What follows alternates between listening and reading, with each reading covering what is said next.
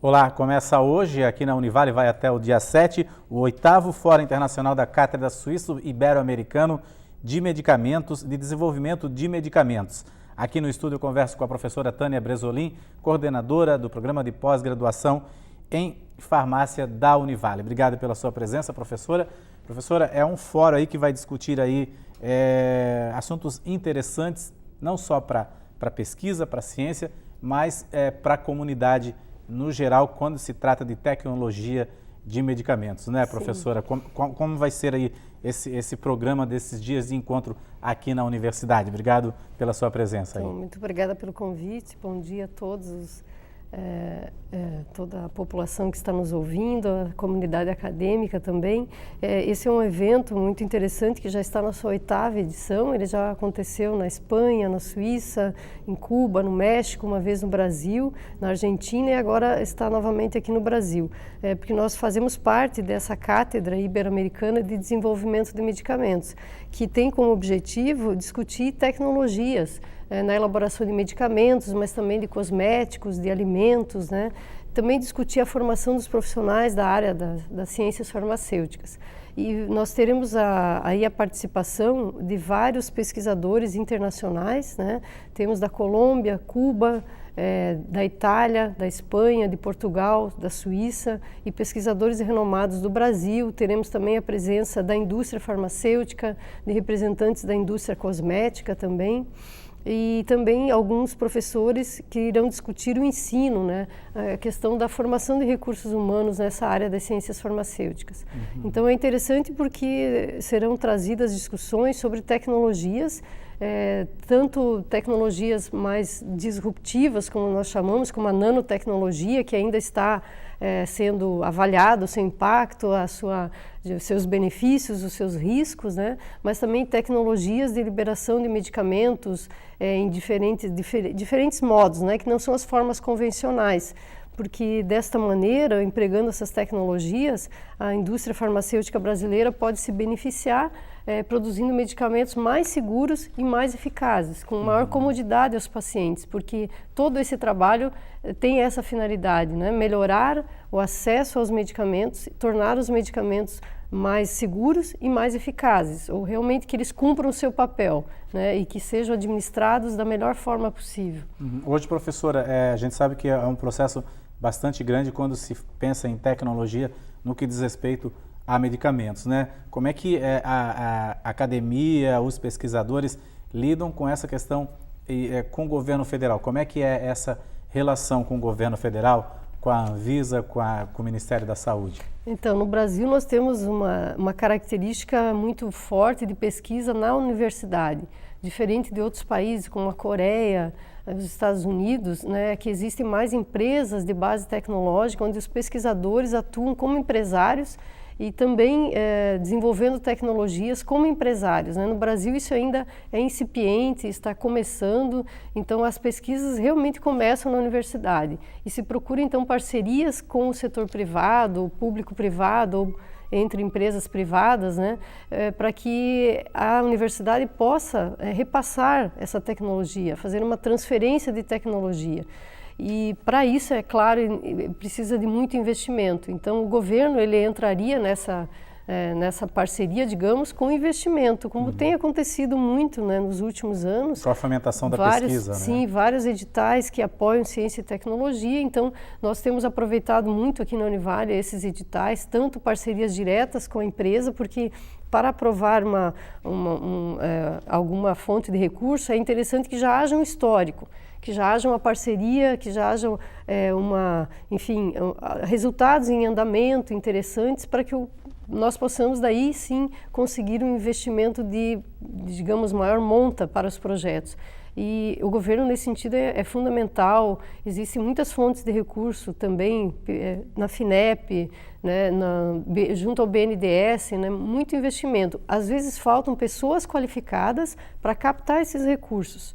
Então é nesse sentido que nós formamos as pessoas, não só para elas desenvolverem pesquisa e também desenvolverem os projetos, mas também entenderem como que se capta recursos, né? Então temos cada vez mais fomentado essa questão, né? Para a gente saber buscar o recurso junto à empresa, junto à universidade, porque o empresário, às vezes, ele está tão focado no negócio dele, e nós, na universidade, focados na pesquisa, e faltam pessoas que busquem esse financiamento, porque sem o financiamento não tem como desenvolver esses projetos, né? Agora, professora, assim, esse caminho de a pesquisa estar na universidade, né, diferente de outros países, cria uma segurança maior, não é, professora? No desenvolvimento do medicamento, do que simplesmente o empresário visando lucro lá no laboratório, pesquisar e colocar também. É claro que ele vai seguir as exigências também da Anvisa, todo esse protocolo, né? Mas cria uma segurança maior lá na ponta para o consumidor também, né? Saber que nasceu de dentro de uma universidade, né? É muito prazeroso, né? Fazer pesquisa e saber que a sua pesquisa vai ser aplicada e que um dia ela vai realmente chegar a ser utilizada e aplicada para a sociedade, né? Embora sempre o foco na universidade ele tem uma visão diferente, o pesquisador tem uma visão mais ampla, digamos, mais perguntas, e ele quer buscar resposta para essas perguntas.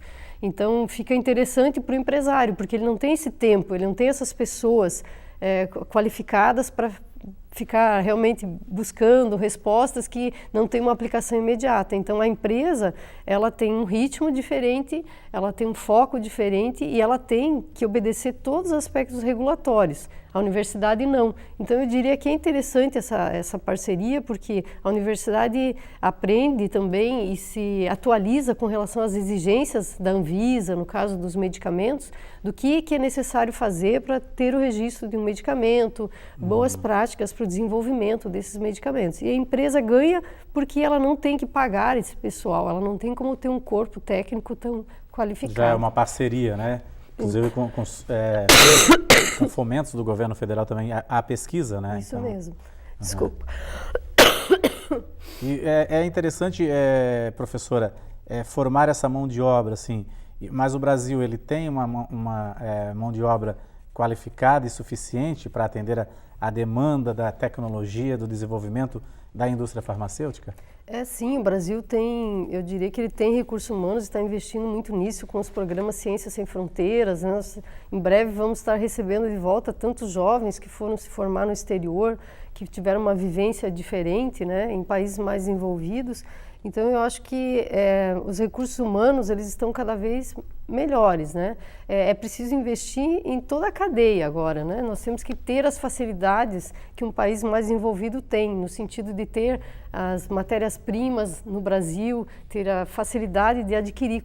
E isso ainda não é tão fácil, né? Quem quer iniciar um processo produtivo no Brasil ainda depende muito de matérias-primas que são importadas e que tem muita burocracia, muitas taxas, são muito taxadas. Então, é importante que haja digamos, uma consonância entre o governo, a indústria e a academia para facilitar a importação desses produtos e para fomentar que eles sejam produzidos no Brasil, né? Porque o Brasil é muito dependente. Na área de fármacos, por exemplo, o Brasil importa absolutamente tudo, né? Nós não produzimos aqui no Brasil quase nenhum fármaco, todos são importados. Nossa. Então isso é uma dependência muito grande, né? Nós importamos da Índia, da China, da Europa, né? Depende da cotação de dólar, isso depende da flutuação do mercado, exatamente. E isso é mais grave quando se trata de medicamentos de alto custo, com os quais o Sistema Único de Saúde gasta um volume muito importante. Então, tem muita iniciativa no sentido de que essas matérias-primas sejam sintetizadas no Brasil e, portanto, também produzidas aqui em toda a sua cadeia, não somente a parte final, né? Comprar todas as matérias-primas e só elaborar os medicamentos no país, como é a realidade hoje em dia. No governo Fernando Henrique houve uma revolução bastante grande no que diz respeito aos medicamentos para combater para tratamento da AIDS, né? Como é que foi essa conquista? Assim, esses coquetéis, eles são genuinamente brasileiros? Os medicamentos, a matéria-prima é brasileira? Houve naquela época uma quebra de patentes, né? O Brasil, o governo brasileiro se recusou a pagar a patente de um medicamento que era muito utilizado no tratamento do HIV, né? Isso gerou uma certa, realmente, confusão, porque é muito sério um país quebrar uma patente, né? Porém, foi por uma causa que o Brasil defendeu que era muito importante. Agora existem mais iniciativas, né, junto à Fiocruz, que está produzindo vários coquetéis, fazem parte do coquetel para o tratamento do HIV. Existe mais avanço nessa área, mas eu acho que temos que avançar mais. Assim como o HIV, tem outras doenças muito importantes, né, em termos de saúde pública, e o Brasil precisa ter mais autonomia na produção desses medicamentos, tanto os convencionais quanto aqueles com mais tecnologia agregada. E que esse é justamente o objetivo do nosso fórum, né? É discutir essas tecnologias que agregam mais valor aos medicamentos no sentido de que eles terão menos efeitos colaterais, portanto vão proporcionar mais adesão ao tratamento, mais facilidade, né? E mais seguros também, né? Com doses na medida correta. Porque muitos medicamentos causam efeitos colaterais porque a dose que tem que ser ingerida é muito alta, em função da tecnologia empregada na fabricação desse medicamento. E quando nós temos tecnologias mais avançadas, com formas de liberação modificada, por exemplo, de fármacos, se consegue reduzir a dose que entra na corrente sanguínea. Então, com isso, os efeitos colaterais não aparecem. Isso é bom para o paciente, é melhor para o tratamento da doença. É o que está sendo testado, por exemplo, um certo tipo de comprimido no combate ao câncer para diminuir os efeitos da quimioterapia, da radioterapia, né? Aqui em Itajaí existe uma empresa que faz o teste com as pessoas, é isso mais ou menos, professor? Existem vários testes clínicos em andamento na área do câncer, né? Muita pesquisa na área do câncer, muitos avanços também, né? Alguns tipos de câncer que não eram tratáveis há poucos anos atrás, agora são, né? Porque tem muito avanço, porque tem muitos pesquisadores, muitas empresas investindo, porque esse é um medicamento que você citou de alto valor agregado, de alto custo para o governo, né? Então, é importante, se nós temos uma solução nessa área, isso tem um impacto econômico muito importante e um impacto na saúde das pessoas também, né, porque é uma questão muito séria, né? O câncer, ele não espera, né? Ele precisa ter um tratamento eficaz. Mas o fato dele ser quase individualizado, né? Os pesquisadores dessa área dizem que não existe nenhum câncer igual ao outro. Por exemplo, o câncer de seio, nós pensamos que são todos de mama, né? São quase todos iguais. Não, cada pessoa tem um câncer muito particular. Então, existe muita pesquisa no sentido de individualizar o tratamento, descobrir exatamente quais são, né, as vias que se pode atuar para o tratamento daquele câncer. E muito avanço nessa área, porque, como você citou, antigamente os quimioterápicos tinham muitos efeitos colaterais, né? Todos quase eram injetáveis. Hoje em dia nós temos a possibilidade de fazer quimioterapia via oral, né? E dependendo da fase da doença. Isso tudo graças à tecnologia mesmo, aos estudos que são feitos. Então, nesse sentido, a tecnologia farmacêutica ela vem colaborar muito, né? Porque é uma comodidade muito maior você poder tomar via oral em relação a fazer uma aplicação que necessita ir até o hospital, né? E que às vezes os efeitos são piores, né? Então, para cada forma farmacêutica, como nós chamamos, né, existe uma tecnologia específica e o que nós buscamos nessas discussões é melhorar isso cada vez mais, formar pessoas e desenvolver tecnologias aqui no Brasil para que nós não tenhamos sempre que importar esses medicamentos e pagar um custo muito alto. Isso onera o sistema público de saúde do Brasil, que é um dos poucos no mundo, né, que tem esse sistema gratuito de tratamento, e especialmente para o câncer, ele é muito importante, porque alguns pacientes jamais poderiam pagar esse tratamento, né? Então, eles dependem exclusivamente do Estado para suprir o seu tratamento, né? Tá certo, professora, a gente vai fazer um rápido intervalo, daqui a pouco eu volto a conversar com a professora Tânia Bresolim sobre esse 8º fórum que a Univale cedia a partir de hoje até o dia 7, aqui na Universidade. É um instante só.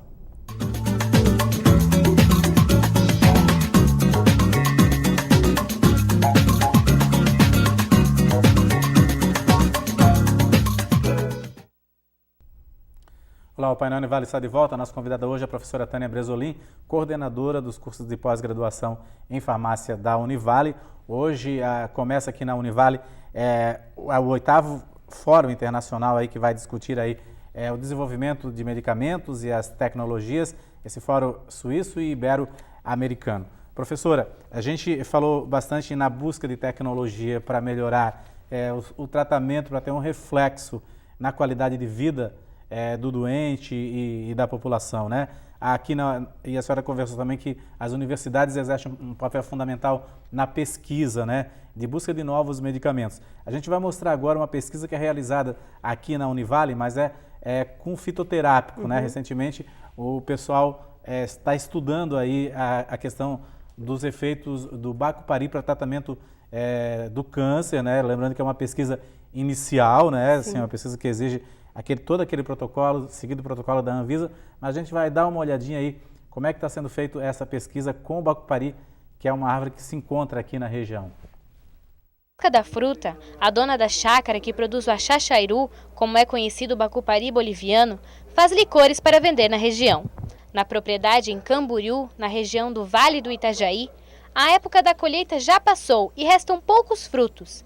Mas o que interessa para os pesquisadores são os compostos encontrados nos galhos das plantas, que apresentaram bons resultados. Na verdade, a gente faz um estudo nas diferentes partes, sementes, né, nos frutos, nas folhas, galhos e raízes. E nesse momento que a gente tem de dados é que nos galhos é onde estão, né, os principais constituintes químicos ativos encontrados nessa espécie. É uma aposta, uma esperança, né, que no futuro não muito próximo, porque depende de outros estudos, né? Esses estudos são estudos preliminares, mas não deixa de ser uma esperança de um futuro medicamento contra o câncer. Nos frutos até a gente encontrou já uma outra substância, só que não tem atividade nesses modelos contra o câncer. O que a gente encontrou foi uma atividade gastroprotetora, uma substância encontrada nas sementes, cujo nome a gente denominou como sendo a gutiferona, né? E ela apresentou assim, resultados bastante promissores em processo, né, de gastroproteção. O potencial do Bacupari boliviano fez o dono da chácara investir na produção de mudas que se desenvolvem com rapidez. Olha, eu tenho aqui mudas plantadas no ano passado, produção do ano passado, que são as primeiras, com 2 anos, 3 anos, até 5 anos. Já existem pessoas plantando, pensando em produção do fruto, porque ele é um fruto resistente e de fácil comercialização. Então nós temos a utilização da planta como produção de frutos e também na parte científica. Certamente é uma planta interessante. No Laboratório de Fitoquímica da Universidade do Vale do Itajaí, pesquisadores se dedicam a estudar mais resultados com a planta. Eles fazem parte da rede ibero-americana de investigação em câncer, que tem apoio do Programa Ibero-Americano de Ciência e Tecnologia para o Desenvolvimento e o Conselho Nacional de Desenvolvimento Científico e Tecnológico do Brasil, o CNPq. A intenção da rede é descobrir potenciais em plantas tanto terrestres como marinhas, que possam ter propriedades terapêuticas no combate à doença.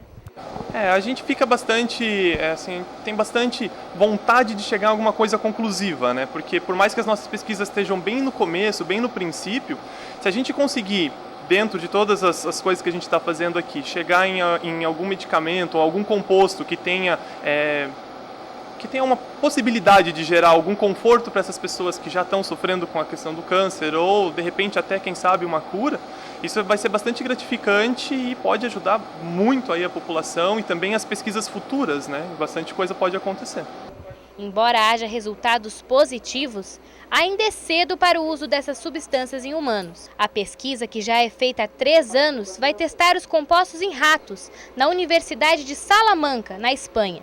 Isso é bastante importante, né, que a população tenha em mente que esses são dados preliminares e que com esses dados ainda não é possível que a gente possa sair por aí fazendo um chá dessas partes das plantas, seja nesse caso os galhos, né, pensando que vai ter um efeito, né, esperado contra um determinado tipo de câncer. Então é bom que a população tome muito cuidado, até porque, né, para não utilizar plantas até que não são da mesma espécie, como é o caso do bacuparizinho. Essa é uma outra espécie que é oriunda da Bolívia. Pois é, professora, a senhora falou bastante que o Brasil importa muita matéria-prima, né? Mas o Brasil vem despertando para essa questão dessa biodiversidade aí, rica e gigantesca, para aplicação na pesquisa, como é o Bacupari, como vocês trabalham aqui com a nogueira da Índia, por exemplo? Sim, existem muitos estudos no Brasil, se publica muitos artigos científicos com plantas, né? Existem vários grupos trabalhando com isso, mas infelizmente ainda eu diria que é pouco, né? Porque nós estudamos plantas muitas vezes vindas de outro país. E precisa aumentar o estudo das plantas nativas, aquelas que espontaneamente se desenvolveram no nosso país. Porém, existe um empecilho legal por parte do Ministério do Meio Ambiente no uso das plantas que fazem parte da biodiversidade genética, digamos, do Brasil, né? Então, existe de um lado um incentivo, de outro lado um desafio, né? Porque as empresas, por exemplo, não podem explorar a biodiversidade brasileira sem que haja uma série de contrapartidas. E essas leis, em outras épocas, elas chegaram a punir os pesquisadores que estavam estudando essas plantas nativas sem autorização prévia. Mas era um processo muito burocrático, muito difícil, né? E também quando envolve um conhecimento tradicional associado. Então, sempre que tem uma população, por exemplo, uma comunidade indígena, então da descoberta do uso da planta advém desse conhecimento tradicional associado, existe a necessidade de haver uma contrapartida para essa população. Então, isso estava muito confuso. Esse ano é que parece que as coisas estão ficando um pouco mais claras, né? No sentido de que eles vão criar um fundo nacional para que o uso da biodiversidade brasileira, essa contrapartida seja fixada, porque ninguém sabe exatamente qual é. Então, as empresas que foram produzindo produtos cosméticos à base de plantas brasileiras foram multadas em épocas passadas, tiveram multas bastante vultuosas, e isso inibiu muito a pesquisa das plantas brasileiras, o que é uma pena, porque nós somos um país mega diverso, né? Temos a maior biodiversidade do mundo, por enquanto as nossas florestas estiverem em pé, enquanto a nossa natureza for preservada. Porque se estima que várias espécies estão sendo extintas todos os dias em função da deflorestação, das mudanças climáticas, né? Então, é uma corrida contra o tempo. Descobrir e estudar essas plantas nativas, então isso tem sido facilitado agora, ultimamente. É mais simples o pesquisador passar a estudá-las e depois o uso delas comercial também não era claro para as empresas, o que inibia o investimento das empresas. Então, infelizmente, esses dois exemplos que você citou são plantas exóticas, não são plantas nativas, mas por conta da legislação brasileira, que em determinado momento ela atrapalhou a pesquisa, né? Criou uma série de burocracias e inclusive de sanções mesmo aos pesquisadores, né? Isso aos poucos está sendo resolvido, ainda bem, né? Porque nós temos urgência em estudar, nós não protegemos aquilo que nós não conhecemos. É fundamental que a gente conheça a nossa biodiversidade para poder protegê-la, para saber, né, do que ela é composta, que benefícios ela pode ainda mais trazer, além do simples benefício dela existir, né, porque as plantas têm benefício somente em existir, né, para um equilíbrio ecológico, mas além disso elas podem ser fontes de medicamentos importantes, como esse para o tratamento do câncer e de outras tantas doenças, né? Porque se estima que 80% da população mundial faça uso que nós chamamos de terapias alternativas para o tratamento da sua saúde. E entre elas, o uso das plantas medicinais é muito utilizado no mundo todo, né? Basta a gente perguntar, todos nós temos essa tradição. E isso vem se perdendo ao longo do tempo, né? Então, é importante também ter acesso a esse conhecimento da população. Professora, no ano passado, né, o Brasil foi sacudido aí pelos ambientalistas no que diz respeito ao uso de animais, principalmente na indústria cosmética, né? Como é que está sendo discutido? Esse assunto vai ser discutido também nesse fórum, professora? Nós não temos exatamente o foco do estudo clínico, né? Mas o desenvolvimento de qualquer medicamento passa por estudos em animais e depois em seres humanos, né? E no caso específico dos cosméticos, a Europa, desde o ano passado, ela proíbe o uso de animais no desenvolvimento de cosméticos.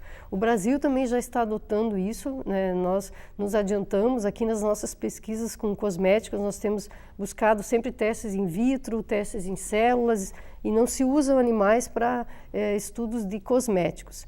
O uso de animais para pesquisa em medicamento, ele ainda, infelizmente, é necessário. O que se faz é tentar racionalizar ao máximo, né? O que aconteceu aconteceu o ano passado foi que, infelizmente, eram os estudos clínicos de medicamentos que estavam em andamento. E em cachorros, é isso? Isso, em cães, né? Porque é necessário utilizar em roedores e não roedores. Como não roedores, era muito utilizado os cães da raça Beagle. Porém, esses são animais domésticos e realmente é complicado utilizar um animal tão dócil em testes clínicos, né? Então, realmente esse uso dos animais ele tem que ser muito, muito racional, porque infelizmente ele ainda é necessário. Se faz necessário um desenvolvimento de medicamentos. E se faz, em alguns casos, alguns tipos de medicamentos, se usam macacos, que são mais similares ainda aos seres humanos. Quanto mais similar ao ser humano, mais comoção causa o uso desse animal, obviamente. Mas existem estudos, por exemplo, de alguns medicamentos que eram muito promissores e que ocasionaram a morte dos macacos. Se não tivesse sido feito nos macacos, teria matado os voluntários, sadios ou doentes. Então, infelizmente, é um mal necessário ainda, né? A tecnologia que nós temos, ela ainda não é suficiente para banir o uso de animais em pesquisas com medicamentos. Tá certo, professora. Então, hoje é a abertura aqui na Univale, é isso, professora? Sim, nós temos a abertura às 19h, com uma palestra com a professora Silvia Guterres, da Federal do Rio Grande do Sul, sobre justamente a nanotecnologia. Ela é uma pessoa que tem bastante experiência nessa área, inclusive tem produtos já lançados no mercado em parceria com indústrias farmacêuticas na área de fotoproteção. E amanhã nós seguimos a partir das 8h30 da manhã, durante todo o dia, com palestras com esses pesquisadores do Brasil e do exterior. E contamos aí com a participação de cerca de 200 inscritos, alunos, profissionais, né, de pós-graduação e de graduação. E esperamos que a gente saia daqui bastante renovado nesse tema. Que reflete lá na comunidade também depois. Exatamente. Tá certo. Muito obrigado, professora, e bom evento para a senhora. Muito obrigada. Obrigado pela sua presença Obrigada aqui. pelo convite. Obrigado. O Painel Univale fica por aqui. Até o próximo programa.